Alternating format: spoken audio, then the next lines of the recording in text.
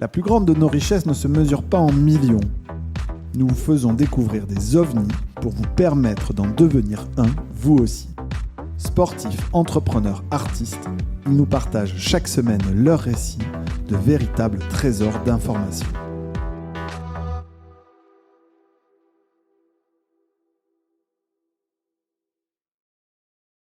Ben nous y voilà. Alors, figure-toi, Gauthier, qu'on avait un petit jeu tout à l'heure. Je parlais avec mes associés là-bas, et puis je dis oui, genre, j'étais avec Gauthier de Moken. Et il me dit Moken, comment t'écris ça? M-O-K-N.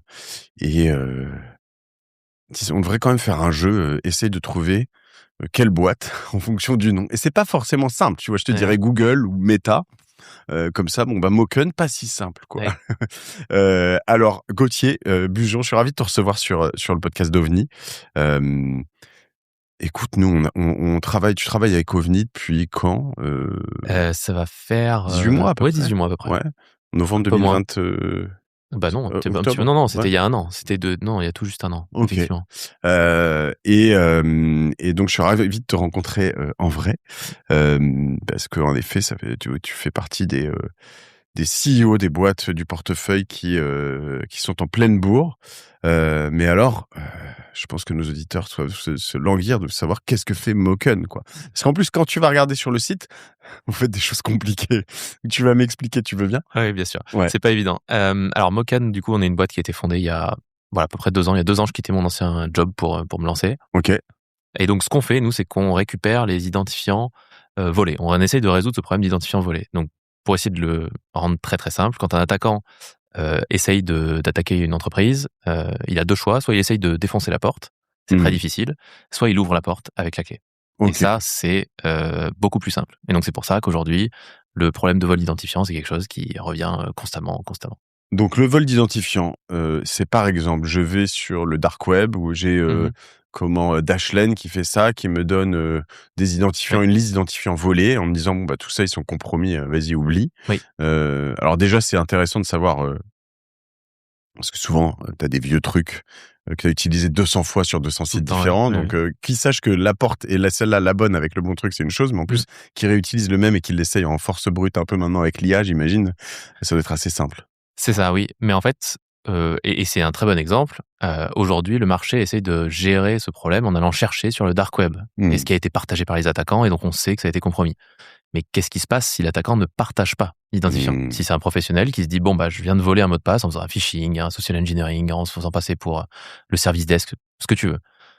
Et il se dit, je vais utiliser l'identifiant, je vais pas aller le revendre avant. Comment est-ce que tu peux le récupérer? Il n'y a aucune solution. Et donc, notre solution à nous, c'est d'aller créer une fausse porte d'entrée vers le réseau de nos clients.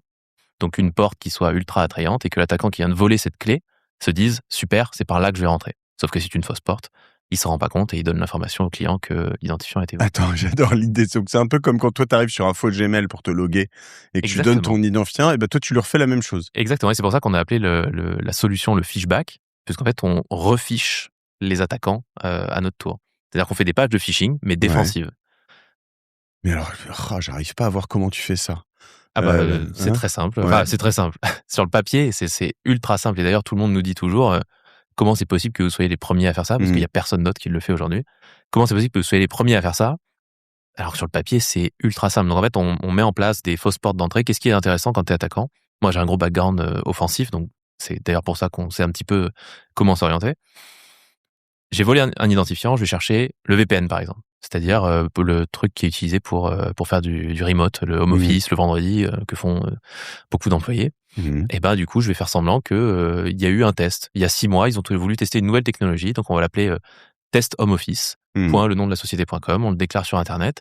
Et donc, quand un attaquant va faire sa phase d'énumération, donc la première phase d'une attaque, c'est d'énumérer toutes les portes d'entrée et de choisir la plus prometteuse.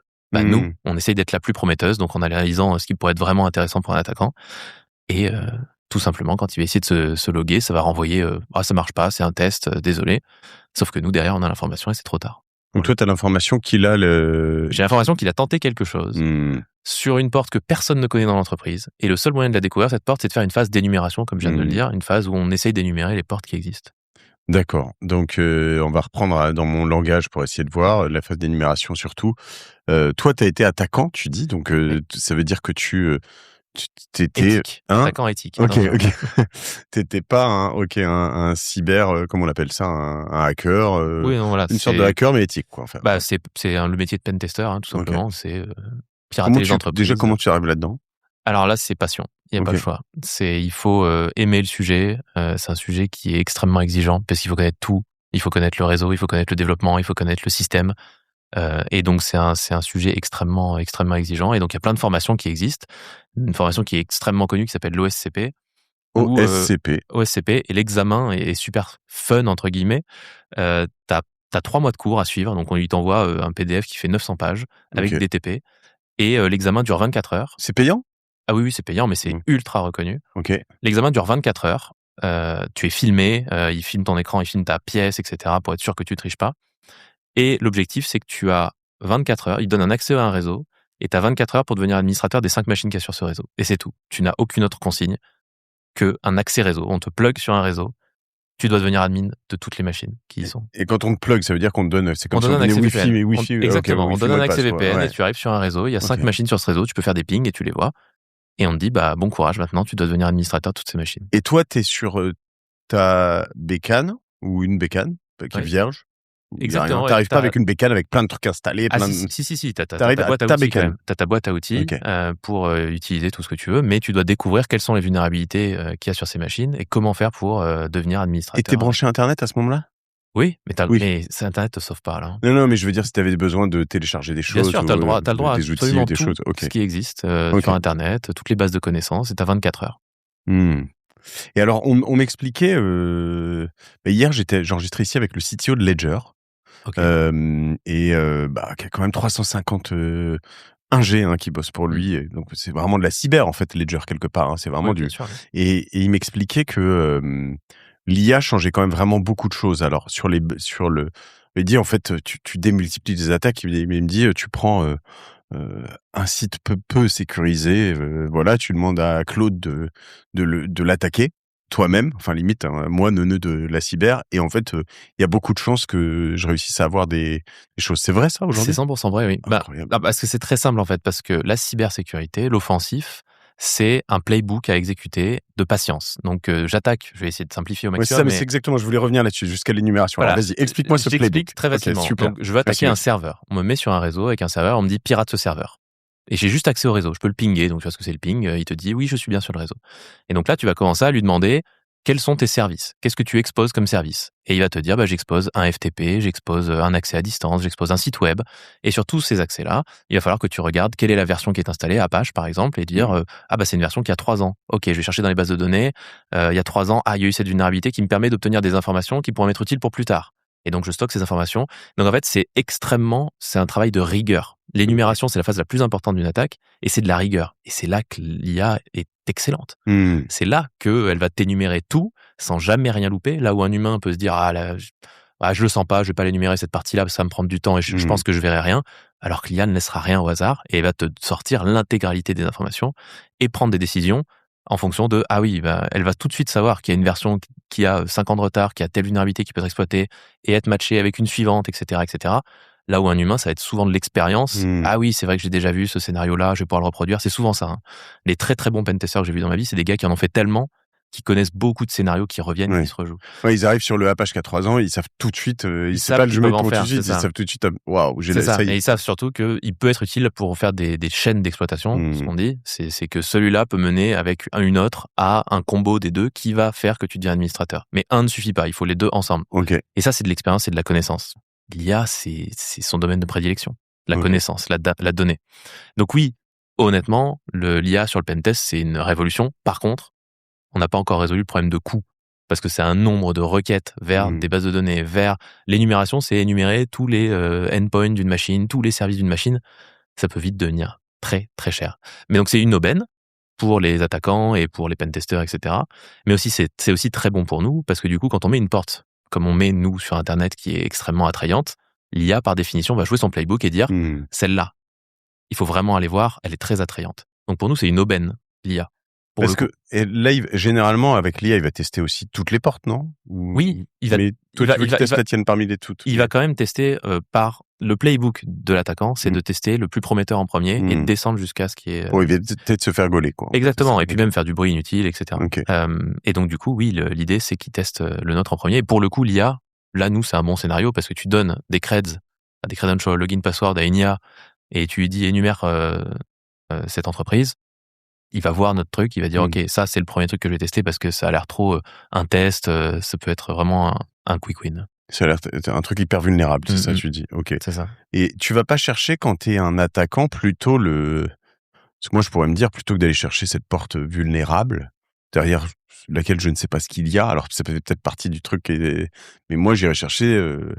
Je sais pas moi, la BNP, enfin tu vois, la banque ou l'endroit où il y a de l'argent ou l'endroit où il y a vraiment les informations qui seront les plus sensibles ou les plus monnayables. Alors, pas vraiment, parce que quand tu es attaquant, tout ce que tu veux, c'est faire de l'argent. Mmh.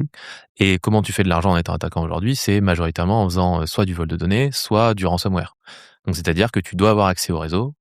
Une fois que tu as accès au réseau, tu le paralyses en déployant un ransomware. Donc, tu bloques tout et tu as une clé qu'il faut que la société paye pour déverrouiller ces données. Quand t'étais, je sais pas si tu l'es toujours d'ailleurs, mais attaquant éthique, le job, c'est d'aller par exemple installer un ransomware pour montrer que c'est possible tout casser, ouais. Tout casser. Ton job à et toi, t'es payé par le client pour tout casser chez lui et trouver les vulnérabilités. Exactement. Ok. Alors moi j'étais en interne, hein, j'étais pas un prestataire, j'étais interne. J'avais monté une équipe de cybersécurité dans une boîte du SBF. Et donc ton job, littéralement, c'est ok, avec tes connaissances, qu'est-ce que tu peux faire de mal dans la société? Et donc, tu passes quelques mois à énumérer tout ce que tu peux faire, à te montrer que tu peux arrêter une prod, que tu peux faire exploser un four parce que tu peux augmenter la température à distance parce que c'est mal sécurisé, etc. Et une fois que tu as fait tout ça, tu dis, bah voilà l'état des lieux. Maintenant, tu as un plan de 2-3 ans pour remédier à tout ça et faire en sorte que ce soit impossible. Et au bout de 2-3 ans, tu refais la même chose. C'est beaucoup plus dur. Et tu dis, ok, j'arrive quand même à faire ça. Et c'est de l'amélioration continue, en fait, de toujours attaquer. Et en fait, les meilleurs défenseurs sont toujours ceux qui ont fait beaucoup d'attaques avant. Parce que c'est le seul moyen de savoir comment tu peux casser quelque chose. Donc ça veut dire que tu dois quand même continuer à attaquer du coup pour. Ah oui, c'est très important. C'est hyper important. Bah alors après ça, il y a énormément maintenant de plateformes. À l'époque où j'ai commencé, c'était pas vraiment le cas. Et maintenant, il y a beaucoup de plateformes qui s'appellent par exemple Hack the Box, où tu as toutes les semaines des nouvelles machines qui sortent et tu peux t'entraîner. L'objectif, c'est de devenir administrateur de la machine. Là, tu gagnes des points. Et alors là, il y a de plus en plus de boîtes qui mettent des prix, des prize money, qui bounty, disent, ouais. comment t'appelles ça? Des bounty. Des bounty. Des primes, oui. Des primes. Donc, si t'arrives à les hacker sur un truc et à trouver les failles, ils te payent, c'est ça? Ouais, mais c'est fantastique. C'est une super idée. Et tu peux m'en citer quelques-uns ou des trucs connus? Il y a plein. Il y a Tesla qui le fait. Il y a tous les grands. Ils payent cher, hein? Bien sûr, mais en même temps, t'imagines? Ouais. Tu as le choix entre prendre, je sais pas moi, une attaque qui va te coûter des millions ou donner 50 000 à un gars qui va te dire voilà, la vulnérabilité, je l'ai trouvée, elle est très dangereuse.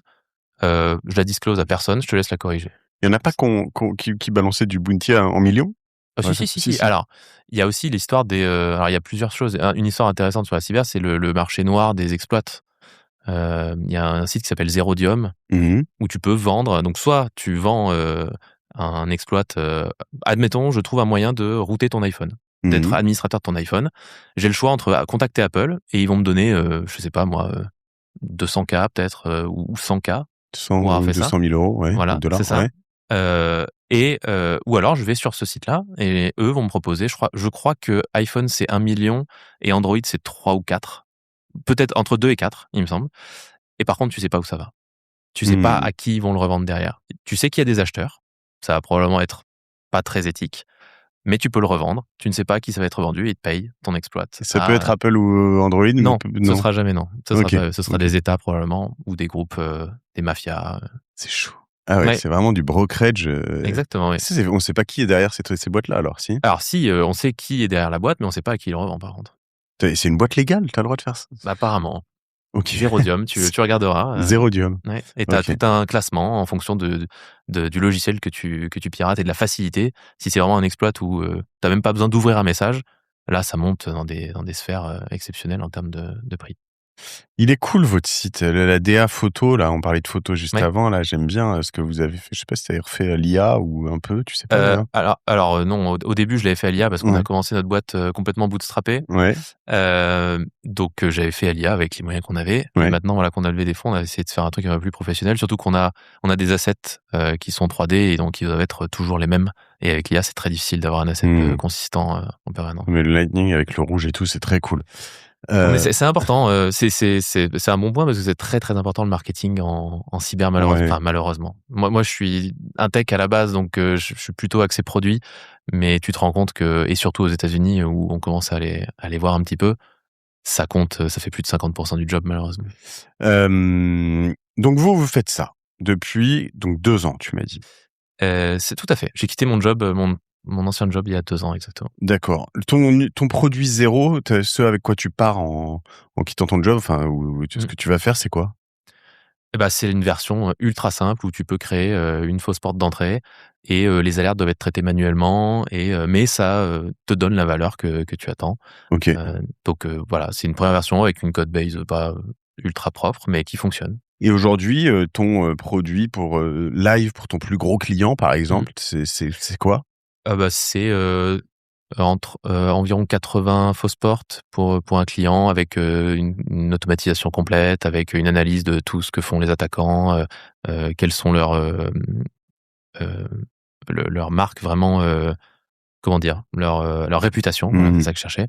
Voilà, pour pouvoir permettre aux clients de réagir super rapidement. Donc oui, ça a beaucoup changé, même si dans le fond, la proposition de valeur reste la même. Donc tu mets un maillage, un filet quoi, un filet C'est ça, pour tendre un piège? C'est ça, mais il faut faire attention à ce qu'il soit pas trop évident. OK. Si l'attaquant se dit: «Ah bah oui, c'est une évidence que ça peut pas être vrai», bon, faut faire très attention à ça. OK, et c'est des clients, il y en a pour qui ce filet ne chope jamais rien parce qu'il y a jamais de fuite, ou il y a tu chopes toujours des trucs? Toujours. Toujours? Toujours. C'est ça qui est beau et c'est d'ailleurs pour ça que ça a fonctionné parce que quand j'ai lancé le produit, c'était ma plus grande peur. C'était sur le papier, moi j'ai fait beaucoup d'offensives, je sais que c'est trop fort. Par contre, tu peux pas le tester. Tu vois, parce que quand tu testes le produit, moi j'étais avec mon nom de domaine personnel, tout le monde s'en fout. Il y a pas un attaquant qui va venir taper chez moi. Il fallait que je déploie dans un grand compte CAC 40 pour vraiment me rendre compte s'il allait vraiment y avoir des attaques de ce type-là. Et on en a eu chez tout le monde et ça marche très très bien. Mais c'était ma plus grosse hantise au début. Ouais. Et tu pars d'un CAC 40, tu fais des CAC 40? Ouais, on a plusieurs, oui. Plusieurs? Et genre, je sais pas si je devais te dire, sans te dire lequel, je sais pas si tu peux en parler, je suis pas sûr. Mais, on parle d'attaque, c'est tous les mois, toutes les semaines? Alors, en termes d'attaque, donc on a 2 métriques. On a un métrique attaque vraiment ultra critique, c'est-à-dire identifiant valide, attaquant très sérieux. On peut être entre 15-20 par an, ce qui est déjà beaucoup, je trouve. Et après, il y a combien de fois quelqu'un ou quelque chose essaye de rentrer. Parce que tu as des attaquants et tu as aussi des bots qui peuplent Internet et qui essayent de se connecter en permanence. Et on a un métrique dans notre produit qui est très utilisé par nos clients pour faire de la communication interne, qui te dit tous les combien quelqu'un ou quelque chose essaie de rentrer. Et nos grands clients CAC 40 sont toutes les 2 secondes. Donc toutes les 2 secondes, quelqu'un ou quelque chose tente de se connecter. Alors c'est soit avec admin ou Toto 1, 2, 3, 4, 5, ou parfois des vraies tentatives. Donc toi, juste pour comprendre là-dessus, tu sais sur tes fausses portes quand quelqu'un essaye, donc toutes les 2 secondes. Oui. Mais tu as aussi les mots de passe. Oui. Du coup, tu dois savoir que c'est un des bons mots de passe. Exactement. Alors ça c'est toute la partie un peu plus difficile. C'est Ils doivent te donner le mot de passe. Enfin, si tu le sais pas, il est crypté, j'imagine. Oui, c'est ça. Mais en fait, c'est ça la partie difficile, c'est que compte CAC 40, faut imaginer peut-être 3 millions de connexions par mois. Et sur ces 3, il va y avoir peut-être 2 qui sont intéressantes. Donc il faut aller épurer tout ce bruit-là pour pas lever de fausses alertes. Donc on a tout un mécanisme d'automatisation qui va vérifier en temps réel si le mot de passe est le bon pour être sûr de jamais lever une fausse alerte. Mais alors là-dessus, par exemple, je prends un CAC 40 qui a 50 000 employés. Toi, t'as pas les mots de passe des 50 000 employés? Non, mais on se connecte en fait. Nous, l'attaquant nous donne une tentative. Ouais. Gauthier.bujon, le nom de la société.com, et un mot de passe. Et là, je me dis, OK, bah, ça ressemble bien à un vrai employé de la société. Gauthier Bujon, il travaille bien ici. Le mot de passe, bah, il fait bien 12 caractères comme le nombre de caractères dans la politique de mot de passe. Donc, ça a l'air prometteur. Je vais l'envoyer en vérification. Et là, moi, je viens vérifier dans le système d'authentification, comme le ferait un attaquant, si c'est le bon mot de passe. Et si ça me renvoie, oui, authentification réussie, ça veut dire que c'est le bon et je peux revenir derrière. Donc non, je ne synchronise pas tous leurs mots de passe pour les comparer. Ok, toi, tu l'utilises derrière pour utiliser la bonne porte pour l'utiliser. Voilà, là, tu es capable de remonter. Ok. Exactement. Et derrière, quand là, tu as un voyant rouge qui s'allume, tu as un rideau, toi, tu t'occupes pas du système derrière? Non, tu peux pas, c'est trop de droits. Parce que c'est réinitialiser un mot de passe, couper un compte, c'est trop de droits et on n'a pas envie d'avoir ce genre de droits sur les annuaires de nos clients. Et donc, du coup, on s'intègre dans tous les orchestrateurs de grandes entreprises qui vont, dès qu'il y a une alerte, tu vois, c'est un déclencheur. Alerte Moken, on réinitialise le mot de passe de la variable username. Donc là, c'est automatiquement réinitialisé. Oui, bien sûr. C'est-à-dire, c'est pas, il y a pas quelqu'un qui se lève la nuit qui dit il faut que j'aille regarder ce que m'a envoyé Moken, quoi. Non, parce qu'en fait, la difficulté en cyber, c'est d'automatiser la réponse incident, parce que ça peut être très dangereux.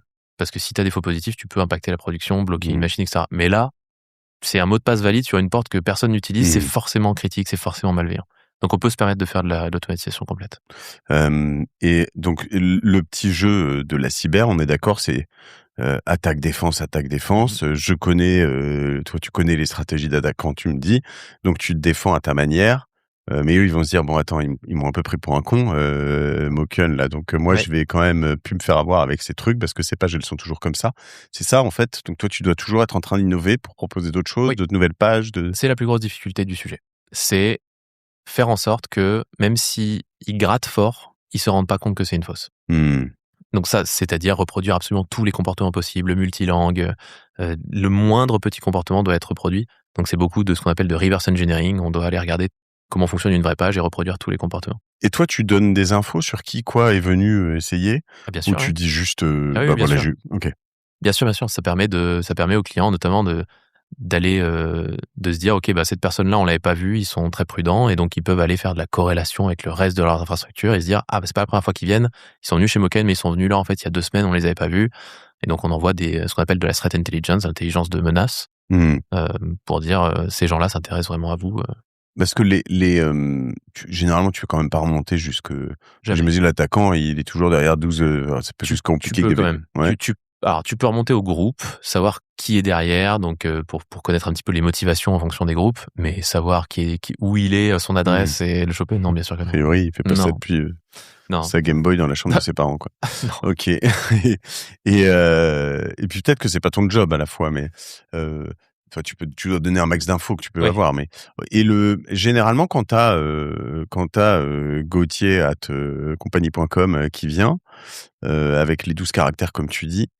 Est-ce que, il n'y a peut-être pas de généralité là-dessus, mais l'attaquant, il a réussi juste à choper Gauthier ou de temps en temps, il a en fait il a tout le monde? Alors, tout le monde, ça arrive jamais. Ouais. Mais par contre, on a déjà vu 5-6 d'affilée.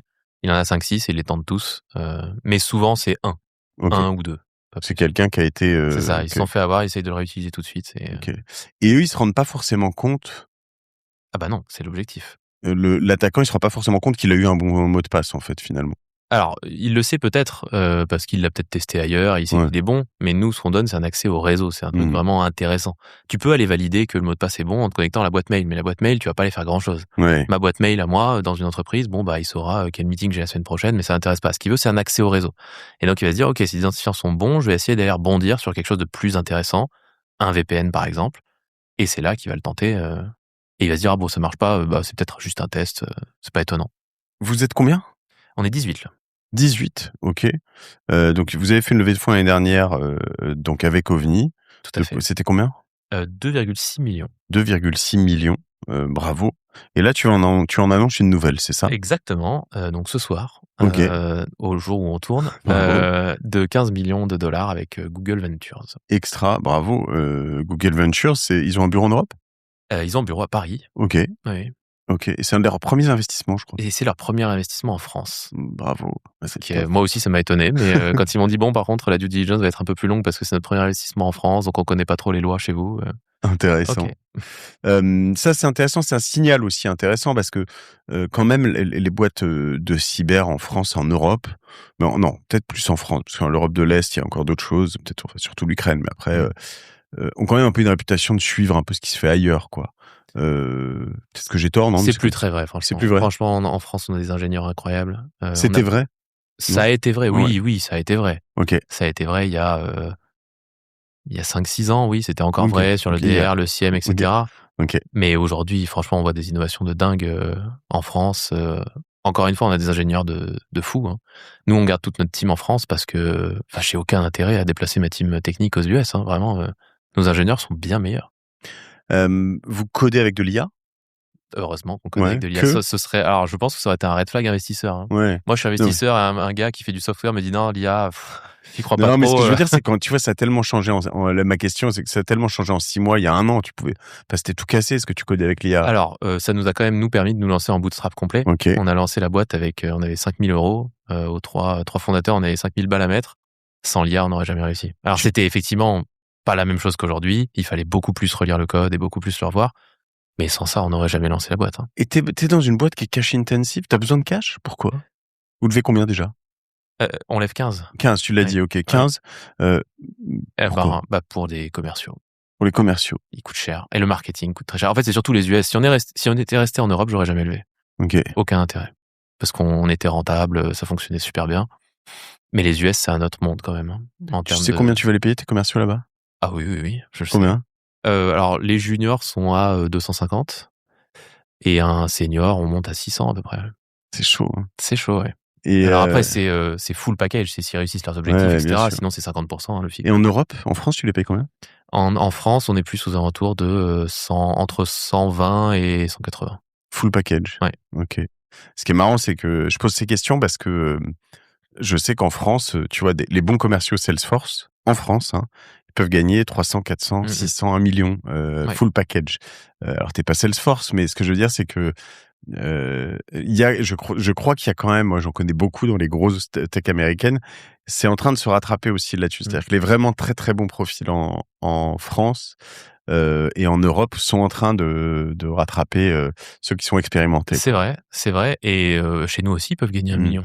On a des accélérateurs comme dans toutes les boîtes. S'ils font 200% de leur objectif, ils vont faire beaucoup plus que x2 leur salaire. Et ça coûte combien justement? Si moi, une boîte du CAC 40, c'est quoi soit c'est de l'ARR, du MRR, enfin C'est de l'ARR, c'est du contrat mensuel, annuel. Et c'est en fonction de quoi? C'est en fonction du nombre de portes, tout simplement. On a choisi un pricing model ultra simple. C'est la valeur qu'on apporte. Et une porte, c'est combien? Alors, on a un modèle qui commence aux alentours des 50 000 euros. Pour un package de plusieurs portes pour un périmètre initial. Annuel, c'est ça. Et après, en fonction du nombre de portes supplémentaires, ça augmente. Donc, si tu veux couvrir des filiales, par exemple, c'est le scénario le plus classique. Tu couvres ta maison mère et tu te dis, ça marche super bien, je vois de la valeur, je vais couvrir mes filiales. Et là, voilà, c'est en fonction du nombre de portes. Incroyable. C'est fou. Hein. Et alors, là-dessus, tu te dis, mais pour eux, le coût de la cyber en prévention, il est énorme, en fait. Ça commence à grossir très fort, non? Ah oui, alors oui, et puis nous, on est vraiment... C'est une solution qui coûte rien du tout. Hein. Ouais. 50 000, on est sur des tout petits prix pour une solution cyber. Hein. Enfin, les contrats... moi, je sais que j'ai discuté avec l'ancien CISO de... Je crois que c'était Salesforce. Ouais.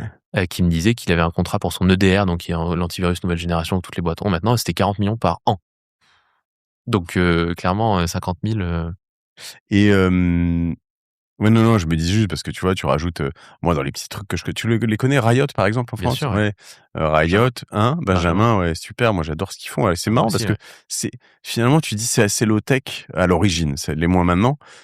Mais en fait, c'est super efficace, quoi. Moi, j'ai besoin de refaire appel à Riot sur mes boîtes parce que... Ah, c'est super ce qu'ils en font. Ouais. Et là-dessus, en termes de croissance, ton chiffre d'affaires aujourd'hui est fait en France, principalement? Principalement en France, oui. Ok, c'est en train de changer, j'imagine, avec c'est l'objectif. Oui. Et tu as ouvert un bureau aux États-Unis déjà? Oui. Alors, on est full remote, mais on a un bureau à New York quand même pour se retrouver de temps en temps, et puis surtout parce qu'on a besoin d'une entité américaine. D'accord. Et tu restes une société française? Oui. Ok. C'est important, la souveraineté pour toi, sur ce genre de business ou... Alors, moi, j'aime beaucoup mon pays. Ouais. Et j'aime beaucoup... Enfin, c'est vraiment pas un marché que je veux quitter du tout. Je continue d'investir dedans. Et encore une fois, comme je le dis, toutes nos équipes techniques vont rester ici parce qu'on a des ingénieurs exceptionnels.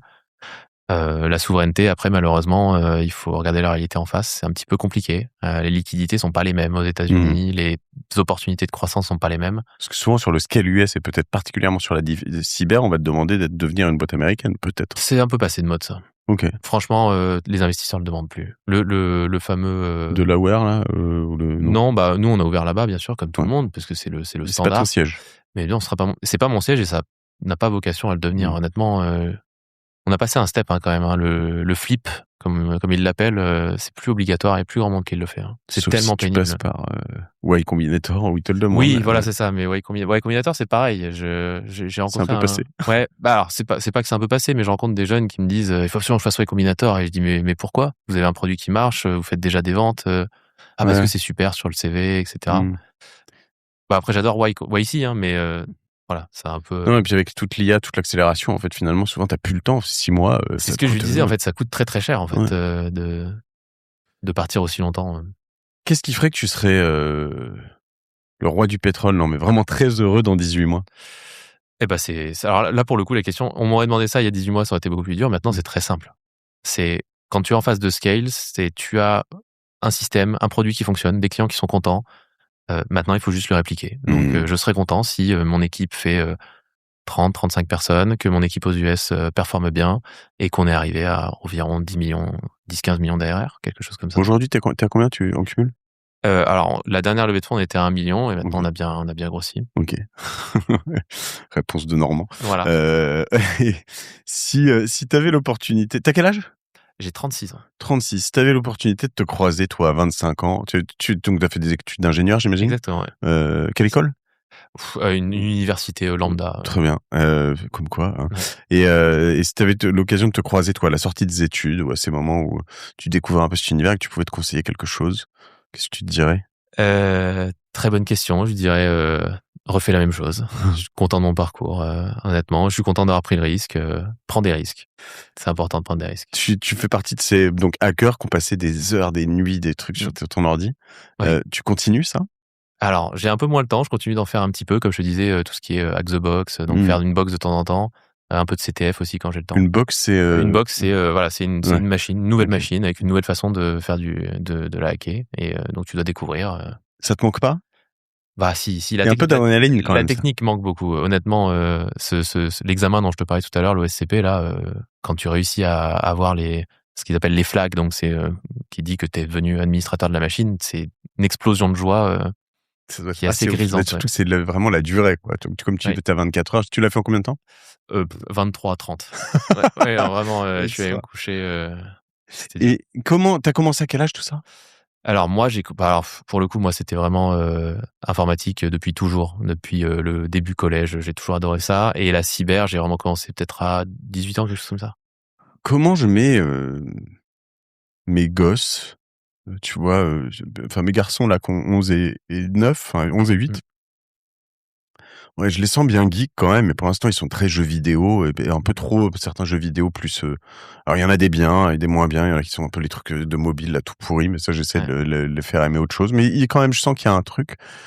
J'ai acheté un Mac Mini pour installer OpenClaw. Je sens que ça le titille mon cadet qui a 11 ans.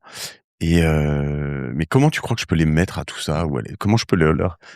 Alors moi T'es pas papa et tu sais peut-être pas. Mais si, je suis papa, j'ai 2 enfants. Okay. Alors ils ont pas le même âge, ils ont 5 et 2 ans, mais malheureusement, je pense pas qu'on puisse se mettre vraiment à ça.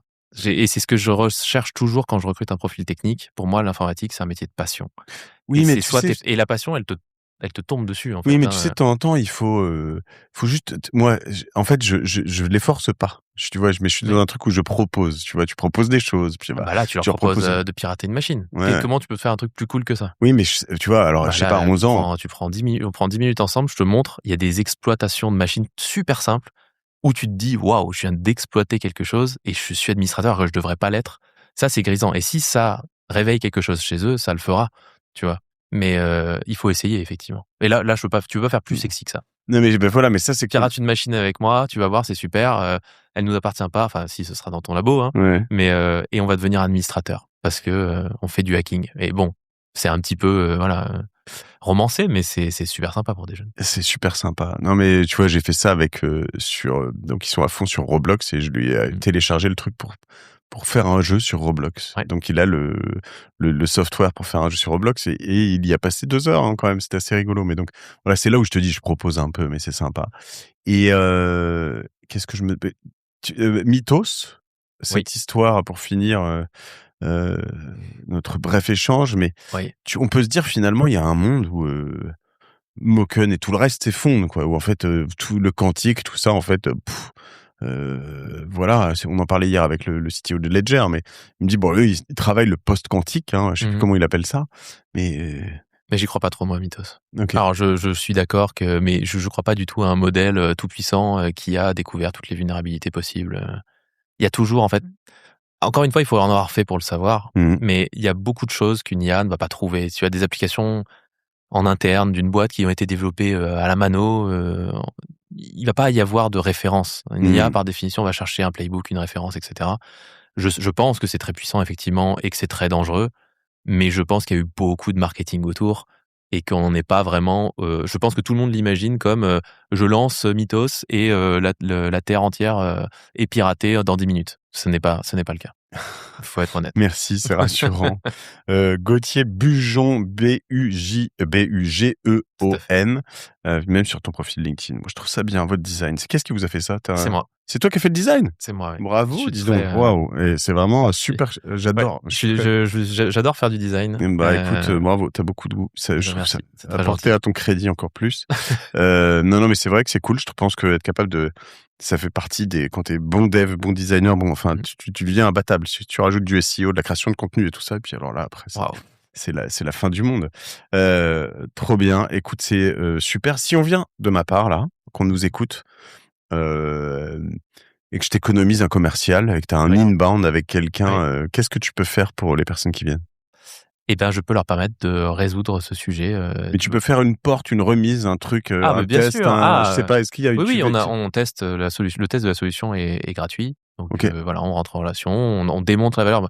C'est quelque chose, de toute façon, quand tu fais quelque chose de nouveau, tu es obligé de démontrer que ça marche. Tu ne peux pas dire à tout le monde, j'ai une idée géniale, c'est fantastique, j'ai résolu tous les problèmes. Donc nous, on démontre pendant quelques semaines en mettant une fausse porte et on montre, oui, regardez, il y a des gens qui essayent de rentrer, il y a des choses. Donc oui, on fait des tests gratuits. Ok, donc on peut te contacter ou il y a une adresse de mail contact? Il y a un contact sur le site. Ok, sur le site, sinon on t'ajoute sur LinkedIn, Gauthier Bugeon. Ok, merci beaucoup. Excuse-moi pour ce début chaotique juste avant parce que on enchaîne tous, mais on se revoit nous ce soir à l'Assemblée d'OVNI, t'es là? Tout à fait. Trop bien. Écoute, très chaud en tout cas de suivre tout ce que tu fais et puis peut-être faire ce petit test pendant 10 minutes là. On va faire ça. Merci beaucoup. Merci à toi, je vais avoir un petit cours privé pour mettre tout le monde à tout ça, puis pour aller prendre le contrôle des ordi de mes collaborateurs. Pas si simple. Voilà. Je te montrerai. Merci beaucoup. Merci à vous tous. Abonnez-vous au podcast d'OVNI pour trouver plein de profils comme Gauthier. En plus, vous le savez, moi, je me régale à faire ces épisodes. Et puis, je suis impatient de voir la suite. Bravo encore pour cette levée. Merci. Et puis, partagez cet épisode à 2-3 personnes autour de vous. Et puis, voilà, on se met un petit défi. Avoir, je sais pas, 5-10 personnes qui te contactent pour utiliser. Ce serait bien. Ce serait fantastique. Ouais. Allez-y, partagez ça avec nous. Merci, la team OVNI. Merci à vous tous. Bisous. À la semaine prochaine. Salut.